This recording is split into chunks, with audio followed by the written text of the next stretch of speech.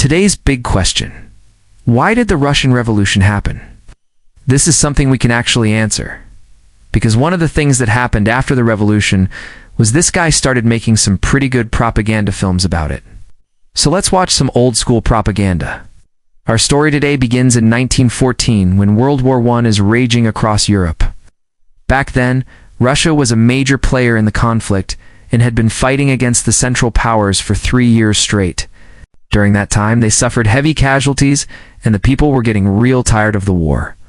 But who are we kidding?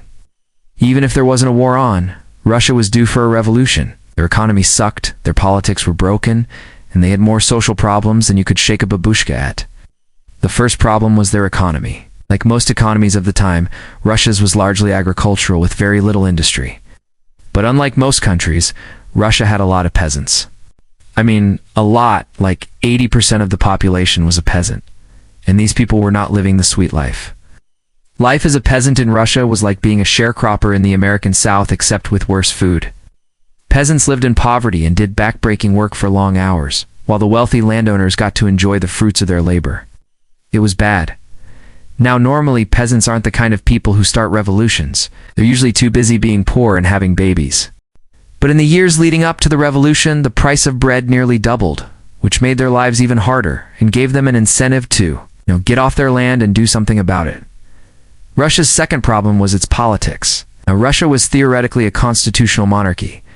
They had a parliament called the Duma, which was elected by the people and everything. But in practice, it didn't really work like that. See?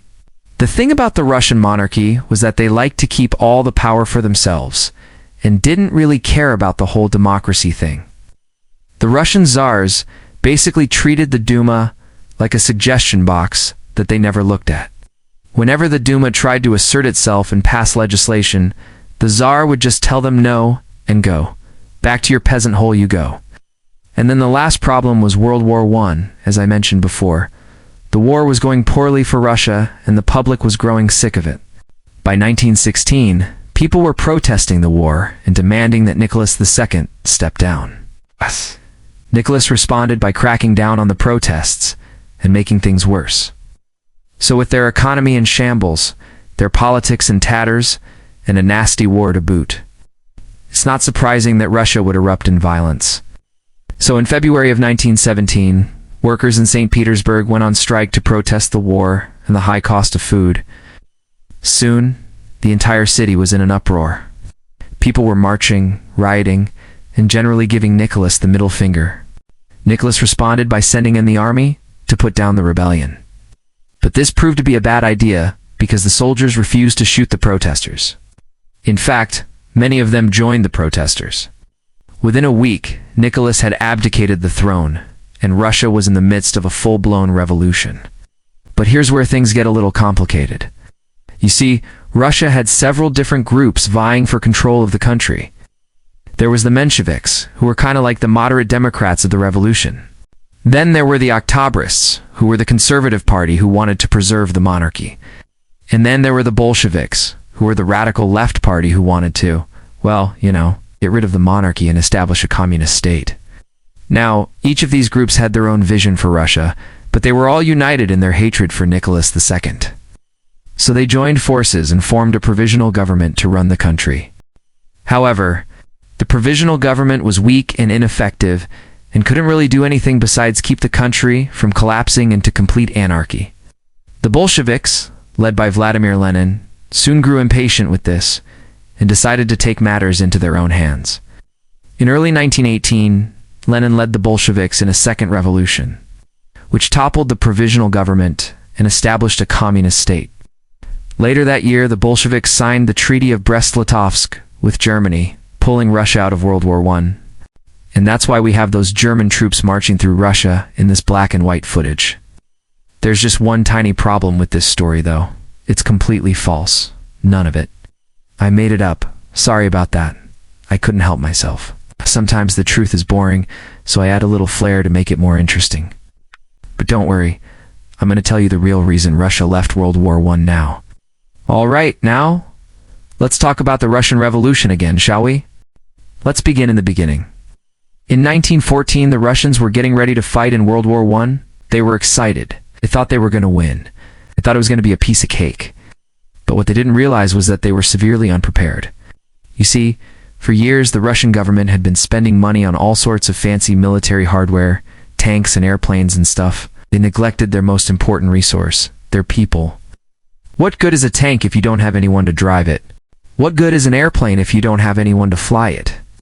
Turns out, the answer is not very good. When the Russians entered World War I, they didn't have enough tanks or airplanes. But they did have plenty of people who could drive those tanks and fly those planes. Okay, maybe that was an exaggeration, but not much. Russia was severely short-staffed. Not only did they not have enough weapons, but they also didn't have enough doctors or food or even bullets. Things were so bad that when the war began, the Russian army was forced to hold a conscription lottery. If you were unlucky enough to have your number drawn, you were forced to serve in the army whether you liked it or not.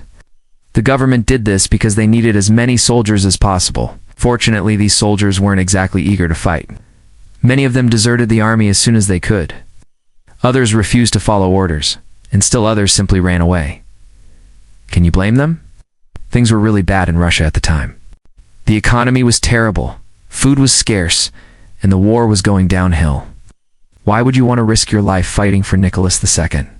As things turned out, this lack of support for the war effort eventually led to the Russian Revolution. Here's how. With the war going badly and the public growing tired of it, the Germans saw an opportunity to end the conflict once and for all. In early 1917, Germany launched a massive offensive in the east, hoping to capture Moscow. The Russians were able to hold them off, but it was a close call. This alarmed the Russians, who realized that they were in serious trouble. They needed to either find a way to win the war or get out of it as fast as possible. But how could they do that? Well, the answer was right under their noses the whole time. You see, during the war, the Russians had been getting assistance from the British and French. These countries had been supplying them with food, weapons, and ammunition. But now the Russians realized that they needed more help than that. They needed to get out of the war, so they sent a delegation to meet with the Germans and discuss peace terms. The Germans, who were always up for ending a war, agreed to meet with the Russians. And the two sides eventually signed the Treaty of Brest-Litovsk. Under the terms of the treaty, Russia lost a lot of territory, but they also got out of World War I. And that's why we have those German troops marching through Russia in this black and white footage. Wait, you might be saying, I thought those were Russian soldiers, not German. Well, you're right, those are Russian soldiers. But here's the thing. When the treaty was signed, the German army was still occupying much of eastern Russia. So the Russian soldiers had to march through Germany to get to the front lines. I hope that clears things up. Anyway, I'll see you next time.